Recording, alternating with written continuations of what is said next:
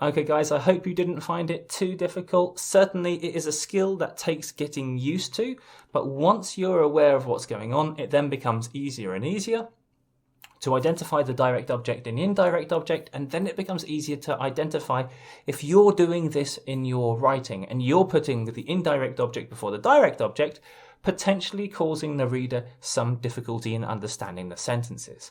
So let's have a look at the questions I asked you to have a look at and see if our answers are the same.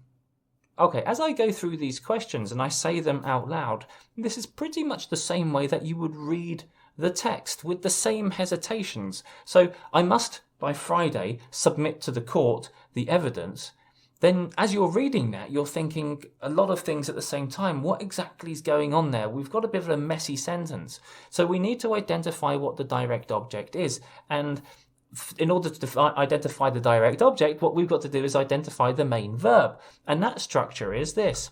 I must submit. Okay, so we've got two verbs here. We've got a modal followed by an infinitive, but the question still is the same to identify the direct object. I must submit what? I must submit the evidence, and then I've got two indirect objects to the court by Friday. If I said I must submit the evidence by Friday to the court, once again, it's fine. But logically, I think the logical approach would be I must submit what, where, when. I think most people would think in that way, so let's write in that way. Number 2, he decided for his customers to hold a meeting.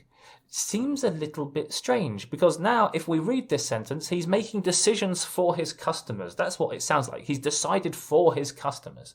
But that's not what the sentence really means. The sentence should be he decided to hold a meeting for his customers. In other words, his customers should come to the meeting to learn something, that he wanted to hold the meeting, not that he thought his customers would want a meeting, which is how you might understand the first sentence, which is another problem of getting the indirect object and the direct object the wrong way round.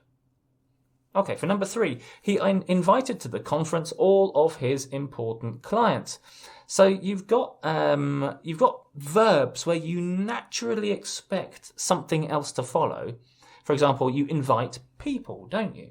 You don't expect to see after reading invite a place or a location.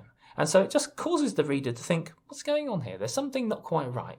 So he invited, what's the answer? He invited all his important clients to the conference. Suddenly just feels a little bit easier to work with, a little bit easier to read.